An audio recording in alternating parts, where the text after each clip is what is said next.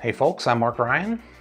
This is Super Review, and today we're going to take a look at the Campfire Audio Dorado 2020, but that's not all. I've also got the Campfire Audio Vega 2020, a couple of different Campfire IMs that I've had the unique pleasure of spending about the past couple of weeks with, actually. And for those that aren't familiar with these are updates. They're 2020 updates to a couple of IMs that have been in Campfire's lineup for a while. And I believe they've got a new physical design as well as some new tuning. But first, before we get into talking about the sound and the physical stuff, I'll just give you a little bit of an overview of these two IMs. So the Dorado is a hybrid IM. It's got a single balanced armature and a single dynamic driver. And for that, it's an $1,100 IM. Not cheap, but as we get into the build and stuff, you'll probably get a sense for why it's so expensive. And then here with the Campfire Vega, very similar build, very similar design, except it's white. And with this is just a single dynamic driver earphone. It's cheaper than the Dorado, it's $900, but still definitely not cheap. So is it worth it though? So I'm reviewing these things both at the same time for two reasons. One, because I've got them on loan right now, and shout outs to headphones.com for the loaners. But the other thing is that they actually have pretty similar tonal characteristics. I feel like the tuning goals of these two IMs are probably pretty similar, although the balanced armature in the Dorado definitely makes some difference. But like all my other reviews, we're going to start by talking about the build, the physical aspects of this IM. Then we'll get into talking about the sound, and then I'll give it a rating. And if you've got any questions in the meantime, anything I don't answer about the Dorado or the Vega, hit me up in the live chat. This is a live review. If you're watching live now, yeah, I see you there. We'll have a conversation at the end of this review, and I can answer any questions you got. And if you're watching the VOD, it means you missed out on the live stream, so just subscribe to the channel and ding the bell so that doesn't happen again. It's no sweat off my back, but I'm looking out for you. But yeah, let's go ahead and take a look at these two IEMs. And before we do, let's do a little bit of a coil. I don't have the original packaging of these two IMs, so I actually don't know everything that came in them, but I can show you at least some of the accessories. Well, at least one of the accessories. So there we've got the Campfire Vega 2020, and then here we've got the Dorado. Coil it up real quickly so that they're neat and sitting on the table. What you can see kind of peeking in here in the corners are these little carrying cases that Campfire comes with. And Campfire, they're pretty known for, well, they just have a history of providing nicer than average carrying cases. And I think these things hold up. The aesthetic on them is a little bit on the, I don't know, kind of like a little purse. But it's pretty nice materials, and if you see inside here, we've actually got this really soft bedded material. I don't know, it actually could be wool, but I didn't share it myself, so I'm not certain. But pretty nice material, pretty nice little case. The other thing that they give you is this little carrying pouch, which has two separate compartments for the IMs. These shells are like a ceramic with some sort of coating on the outside, but I think if you're concerned about them banging against each other, they provide these little pouches so that you can store them individually and prevent any banging. I think that's a nice lookout, but to be honest, like this sort of thing, in my opinion, is just a little bit too fiddly. I think the Dunu Zen that I just reviewed recently also came with one of these, and frankly, I wasn't a big fan of using it. But I imagine if you were to spend your own money on these IMs, again, $900 and $1,100, you might be a little bit more concerned about it than I am. So let's dive into a closer look at the build of these things individually. And we'll start by taking a look at the Vega, which, I mean, shape-wise, these things are exactly the same, but there are a little bit of differences between them besides just the color. So the Vega, like the Dorado, has a ceramic shell. The shells are made out of an actual ceramic, and you kind of see that white part. The nozzle here on the Vega is made out of a stainless steel, according to Campfire, whereas the nozzle here on the Dorado, I made a note of it. I think they said it was wow, I didn't make a note of it. I think they said that these things are brass nozzles, which is actually interesting. Gives them, you know, a fair amount of weight, but it's still a relatively small IM, as you can probably tell. In terms of general size and honestly in terms of fit, I think this thing is pretty similar to something like the Tin Hi-Fi T2, if you're familiar with that one. But obviously, I think quite a bit nicer looking. So yeah, I'm pretty into the aesthetic of these things. I like the white personally a little bit better than the dark color of the Dorado, but they're both really quite nice, both made of ceramic, which I think is a pretty unique look and feel. Fit-wise, I'll do a quick fit test. I find that these things fit okay. They fit, again, about like the Tin Hi-Fi T2, which for a $50 IM, I don't really have many complaints about it, but it's not the most secure fitting IM. Let's punch in on that. I do find myself having to, you know, somewhat reseat these things fairly often, but I don't have any issues with comfort. Like, you can kind of see most of the contact in my ear, and it would even be different with a larger set of ear tips on it, but most of the contact is the ear tip itself. But there's no sharp edges or anything on this thing, so you don't have to worry about, you know, long-term comfort from that. It's just mostly the security of it is not the most secure, and because of that, I found that sound isolation was probably a little bit below average. Not that that's a priority for me, but worth calling out because I know a lot of people care about sound isolation. If you care about sound isolation, I would probably not recommend either of these IMs. They're not bad, they're just, you know, below average, which is about like with the Tin Hi-Fi T2. Okay, other thing to talk about the build of these things is this cable, which I'll be honest, I'm not a big fan of. It's just really quite thin, quite wiry, and as we can kind of see if I'll lay this thing out, it's just a little bit memory prone and kind of kinky. Not in the good way. I mean, it's a decent cable. It's actually got a really nice Y-split. I'm a big fan of this Y-split just because it's so simple. It's small, and then it's got the chin cinch built into it and hidden, which is cool, and it's actually very stiffly on there, so it's actually a really useful chin cinch. It's not flashy, but I think that is actually pretty well done, and probably my favorite part of the cable. I don't think I have anything else to say about the build. Again, if you have any questions about the build or the fit, hit me up in the live stream or the live chat, and we'll get to it afterward. But I think that will just lead us into talking about the sound of these two IMs. And like I mentioned up front, sound-wise, these things are actually fairly similar. You know, they're not exactly the same. There are some pretty obvious differences when you bounce between them. I think, but I think that tonally, they are quite similar. And that is, I think that they've got a little bit of gigabass going on. These are both very, very bassy IMs. In my opinion, it's, I really don't like the way these things sound. I'm not usually the kind of person, if you've watched my reviews, I'm not usually the kind of person that likes to dunk on an IM or really rip into something, and maybe I'm not going to totally rip into these things, but man, for $900 and $1,100, I am pretty surprised at how not just mediocre, but like kind of bad these things sound. So overwhelming bass, vocals I find are fairly recessed, and like the overwhelming bass too. I had a similar complaint about the The Audio Monarch, but the bass on the Monarch is totally different from the bass here on both of these earphones. So with the Monarch, the extreme bass was pretty isolated to the sub bass frequencies, and I found it a little bit annoying, but it didn't really bleed into, you know, messing up the rest of the tonality.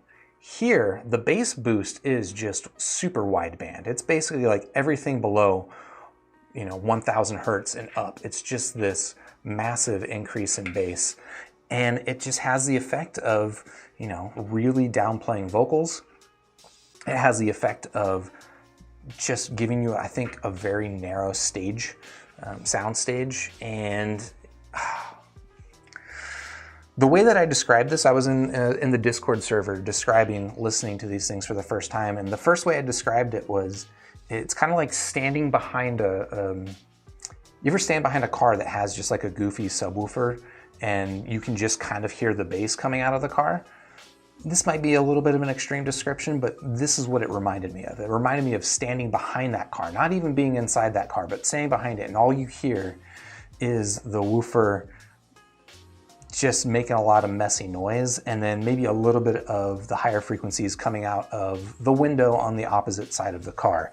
Another, not very flattering description I wrote down of the sound of these is it just kind of sounded like my cat walked across the keyboard and set a custom EQ.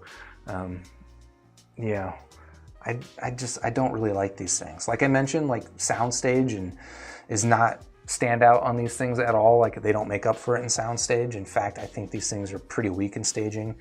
Imaging also fairly weak, as you might expect with an earphone that has fairly reduced upper mid-range. Now, I did mention that these things do actually sound different, and I would say between them, I do prefer the sound of the Dorado, which has that balanced armature that is taking care of I assume the upper mid-range, maybe it's just the treble.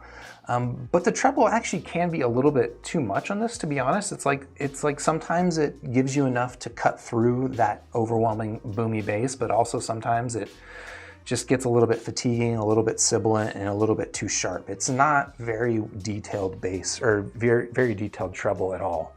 In fact, I think detail in general, these both are not that great at. Like, just for comparison, right? It's like sort of a flavor reset. I kept going back to the Moondrop Blessing 2, which, I mean, I love this IEM, so that's about the best comparison or the hardest comparison I can make for another IEM. But every time I went to this, I was just, again, reminded and blown away how good this thing sounds, how good the detail is, how great the tone is, decent staging and decent, like nice imaging. And then I would go back to this and it would stand out to me just how not it these things are. So I'm not a big fan. Now, the one thing I will call out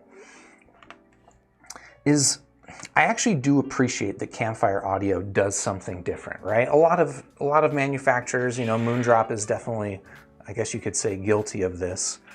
But a lot of hi-fi, right? It's targeted at targets. It's the people that are making these earphones are trying to make it sound neutral. They're trying to make it sound like a Harman target, or they're trying to go for a V-shape. They're going for like traditional tunes. I actually do appreciate the fact that Campfire Audio, they're just a little bit more freeform, I suppose, with their tuning, and they go after a specific sound with an earphone, and each earphone in their lineup sounds pretty different. I guess apart from these two, well, they do seem to be similarly targeted. Anyway, I appreciate that aspect of it. The Campfire's own description of, I think it was the Dorado, they described it as north of neutral. And they said that this earphone gives you the freedom to have fun. For me, that didn't hold true, but I did actually want to ask a friend of mine who happens to be a big Campfire Audio fan. So I actually had him listen to the Dorado specifically, just as sort of a gauge. And I guess not surprisingly, he actually loved this earphone. So I don't want to make the case that it is impossible to love the Campfire Dorado. Maybe it's impossible to love the Vega, but he probably would have liked the Vega too. I just want to say that I definitely don't love it. So anything else worth talking about? I mean, both of these IEMs are pretty sensitive. It's the thing to keep in mind. If you put it on a sensitive source, it'll show hiss. It even shows like little pops and stuff that you might hear, or that you might not hear on most earphones, but that your player, your amplifier might make. So it's got that going for it. But yeah, I think that's gonna be my review of the Dorado and the Vega. And I'm gonna give them both the same score, which is, unfortunately, I'm gonna have to give them just 2 stars out of 5. I think $900, $1,100 for this one, it doesn't make sense to me. Now, for my friend who's a Campfire Audio fan, it makes sense to him. He puts these things in his ears, these make the sound that he wants, and then the quality of this build and the nice ceramic shells, he definitely appreciates. And I appreciate that too, but I personally can't see spending that much money on these things. So that is the Campfire Dorado and Vega. If you're interested in checking these things out, like I said, Headphones.com loaned these to me, so I got a couple of links in the description to headphones.com. If you aren't already, subscribe to the channel, ding the bell, and then YouTube will let you know next time I'm live, and then we can have a little conversation like I'm about to have with the folks in the live chat right now. But until then, I'll see you in the next super review. All right, live stream chat, what's up? It's Friday night. I am ready to go sit on the couch and do a whole lot of nothing for the evening. And catch up with the live chat a little bit. If anyone has any questions about this, let me know. All right, My Life Matter, beautiful IMs, but over $1,000. Yep.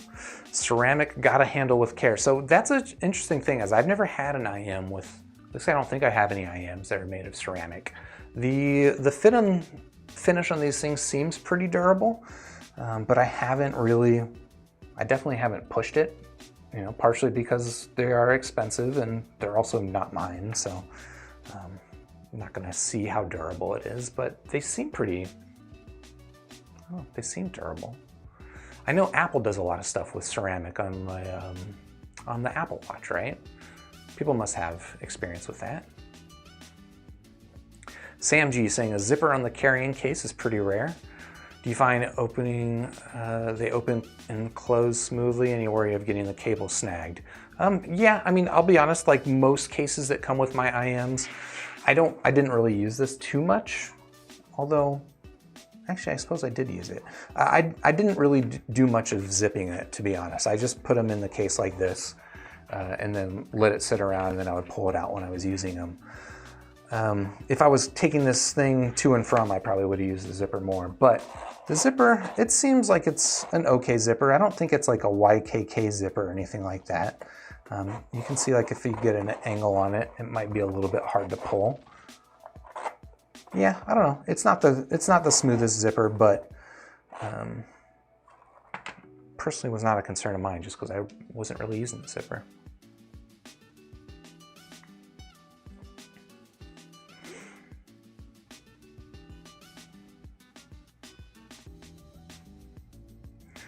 My Life Matter saying putting a Dunu cable on these sets for the win, that would look pretty nice actually. And I think the weight of these things would go really well with the Dunu cable.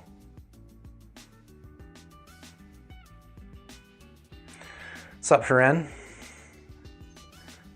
Sam G deleted your message. What's my favorite bass on an IEM? Ooh, interesting question. What is my favorite bass on an IEM? Whew, that's tough. Maybe the JVC FDX1, to be honest. It's not a lot of bass, but it's nice and tight and punchy.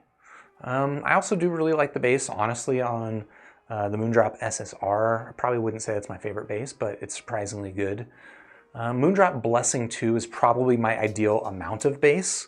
And even the tuning, like it's fairly sub-bass focused, but it's just not a lot of bass emphasis. But I would say probably the best bass quality of the things that I've got is probably the JVC FDX1. Unbox Warehouse, yo, what's up? Hope you're having a good evening. Poop, 2 stars, yeah, 2 stars. Sorry about that. Did my graphic have 4 stars? Let me do that again. That's a mistake. Thank you for the shout out. I thought I set that up before. It's 2 stars.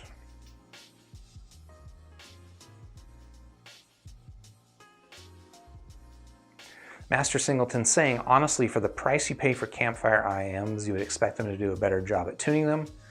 But still, it's an acquired taste similar to Focal headphones. Yeah, I mean, that's the sort of thing. That's why, for me, it was important to get my friend to listen to them and get his perspective on it. Because, like I said, I do appreciate what Campfire does with their tuning in terms of, like, not going for the same target for every IM. They've got different flavors, and I know, you know, a lot of people that like Andromedas don't like a lot of other Campfire stuff. And I think it's cool that you have a company that can go for different flavors like that. But for me, for my taste, that's not it. That's not it.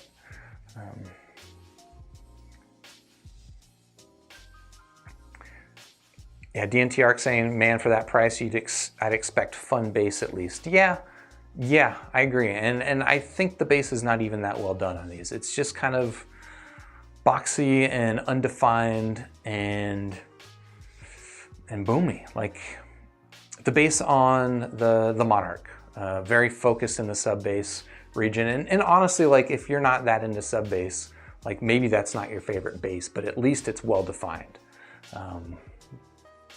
And the bass on the Monarch also, you know, it gives the sound an extra layer of dimensionality, whereas here I feel like it just sucks up all dimensionality.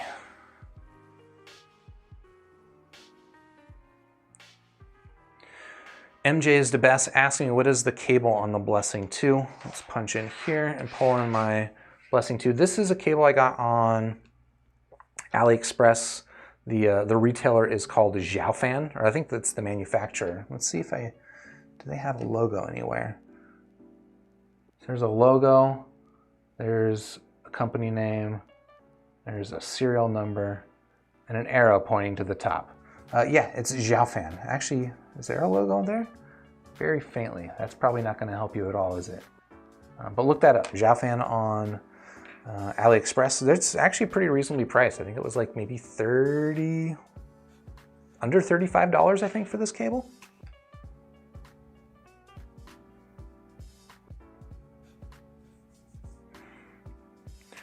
Herein asking if I had made a video about ear tip and how they might change the sound and what works for fit issues. No, I haven't done any videos specifically about ear tips yet. I might. The Campfire stuff, these things, again, I didn't get the full accessory package, but these are final E-type tips that came on it, and I'm guessing that that's what comes with the package. Generally, I find E-type tips to be some of my favorites just for the quality of the rubber. Just really nice, gummy, very grippy. They generally are a little bit narrow on the bore size, and so even though they fit me probably the best of any tip, I end up not using them that much because they can have the effect of attenuating treble a little bit. But it might be worth doing a video about ear tips. I think, you know, right now my favorites are still probably the Asla Sedna ear fit lights. They don't have the same gummy material and texture of the finals, but they got a wider bore.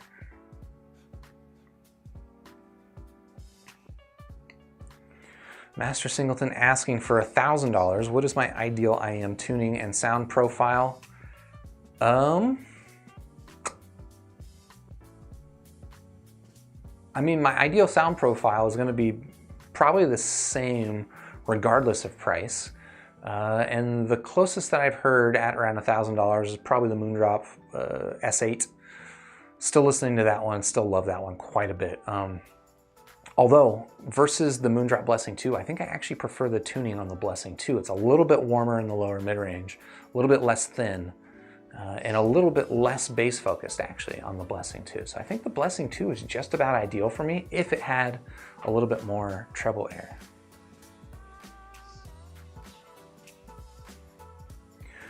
Mocha Rain, that kind of looks like Mark Ryan. That's a coincidence. Are the SSP SSR good for workouts? Interesting question. I don't know. I've never worked out with them. I don't really do much. I don't do anything outside with IEMs personally.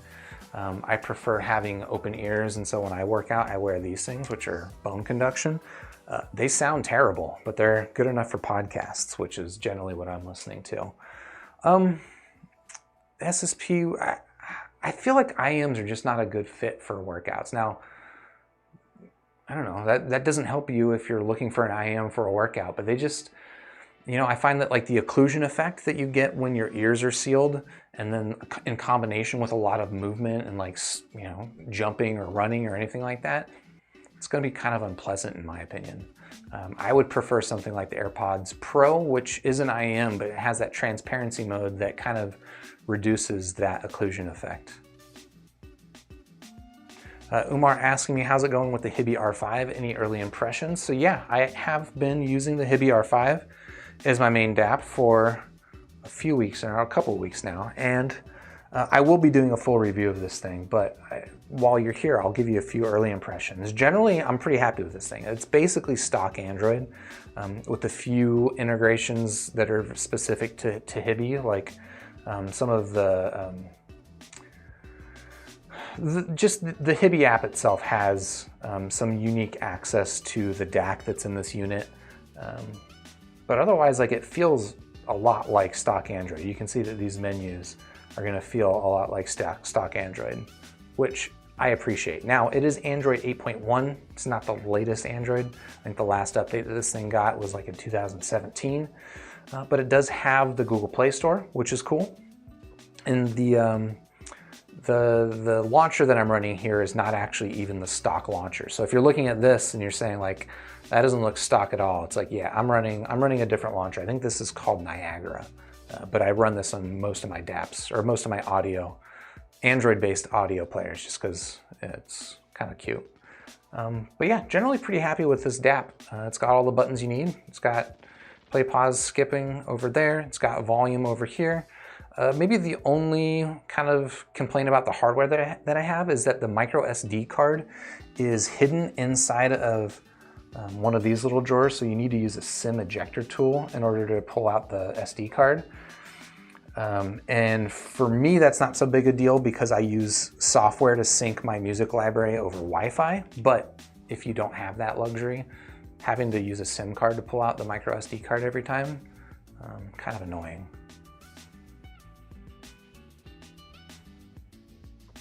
Sam G, no luck yet on listening to the clairvoyance. It seems like, and this is some news that kind of came out in the middle of this week that might be interesting to some folks. It seems like Linsol and Thea Audio are having trouble keeping up with demand for the Monarch and the Clairvoyance. I know a lot of people that had bought them before are on sort of like month-long waiting. In fact, here in the chat, you were one of the folks that had it on order and waited for like over a month. The news was that not only are they kind of recognizing and acknowledging that they're behind, but they actually paused production of their custom versions of the Clairvoyance and the Monarch, just so that they can more quickly produce the non-custom models and hopefully fulfill more orders. So yeah, I haven't heard the Clairvoyance, and frankly, if I were to, get one on loan from Linsol, I have a feeling it would be a while before that happens.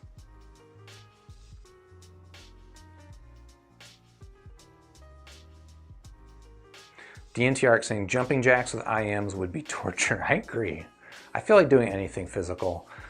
I don't even really like using, I know a lot of people will ask me about IMs for gaming. And I don't like talking with IMs. I prefer, if I'm going to be talking, wear an open back headphone, like some Kosh stuff over here.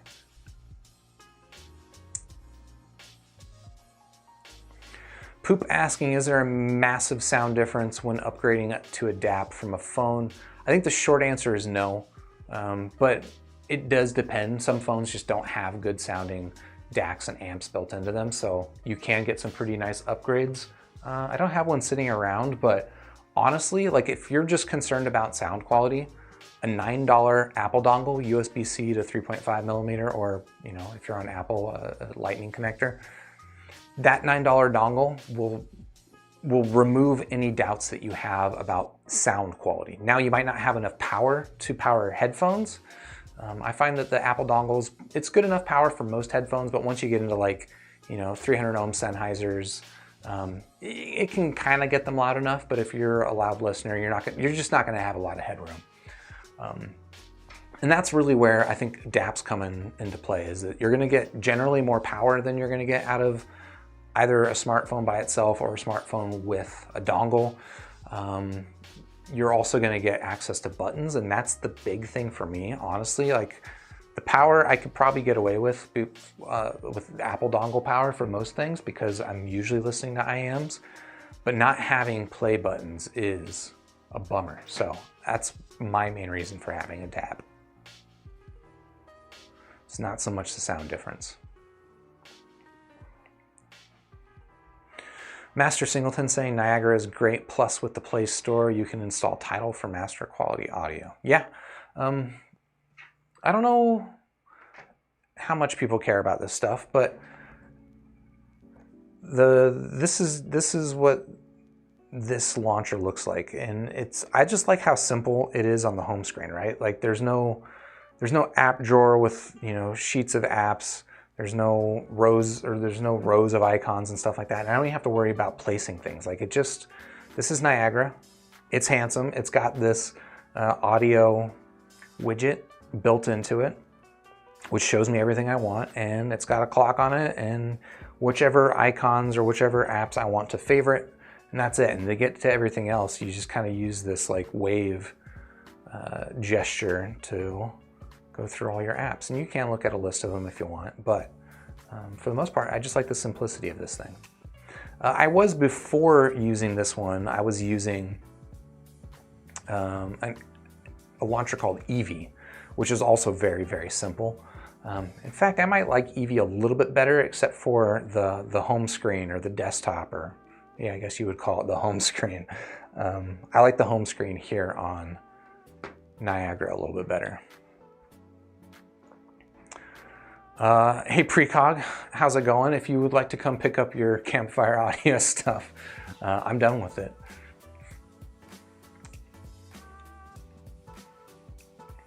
My Life Matters says this review saves people money. I guess Campfire is a luxury brand. Look, this is not a review of everything that Campfire Audio makes. I haven't heard a lot of what they've made. I've heard these two IMs, obviously. I've heard the Lyra 2, I believe, which is V-shaped. Frankly, it's not my preferred sound signature either. But I have also heard through Precog the Campfire Aura. And I know that tonally that's also a little bit on the weird side, and I only spent like 5 minutes with it, but I actually really liked the Aura a lot. Well, at least the bass on the Aura I found pretty fantastic, to the point that I actually thought it was a dynamic driver. I looked it up, it was an all balanced armature set. Pretty impressed with that bass. So this is not a review of everything Campfire Audio. This is just a review of the Dorado and the Vega, which if you're my friend, I recommend these. If you're not my friend, I don't think I recommend these. Sorry. Rodney Madison asking, realistically, how do IMs $700 and up compared to IMs in the $200 to $300 price range on average? I don't really know how to answer that question on average.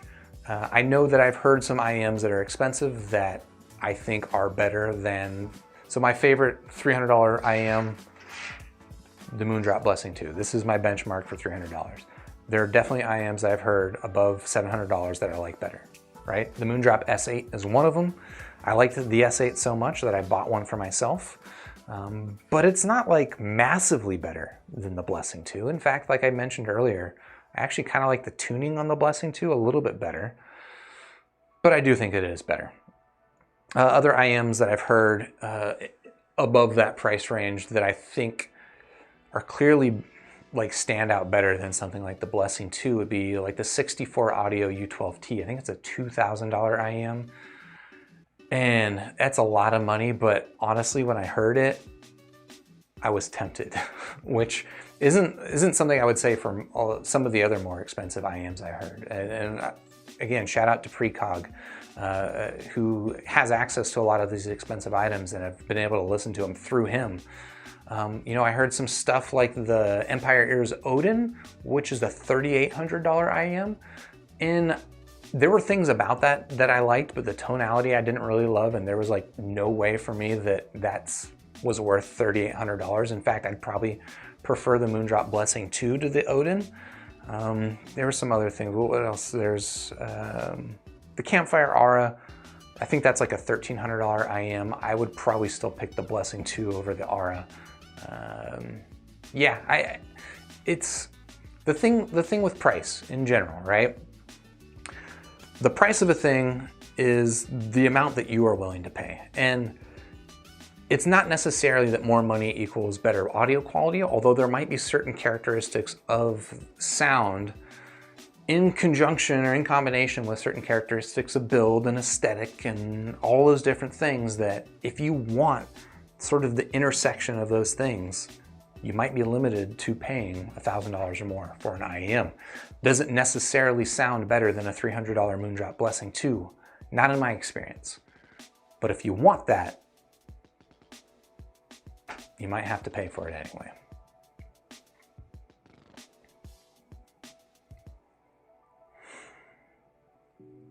Arthur Vasquez, are there any IMs that I really hate but would recommend to people? Just curious.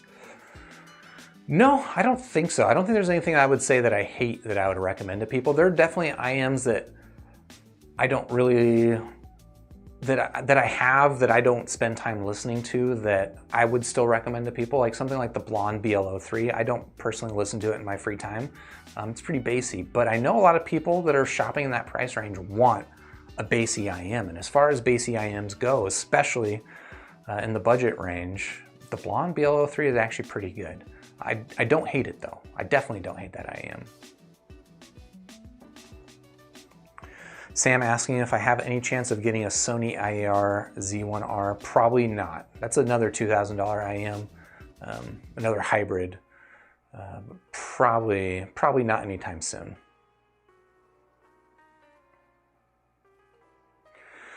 Well, folks, it's 6:50 on a Saturday night, Friday night. I'm tired.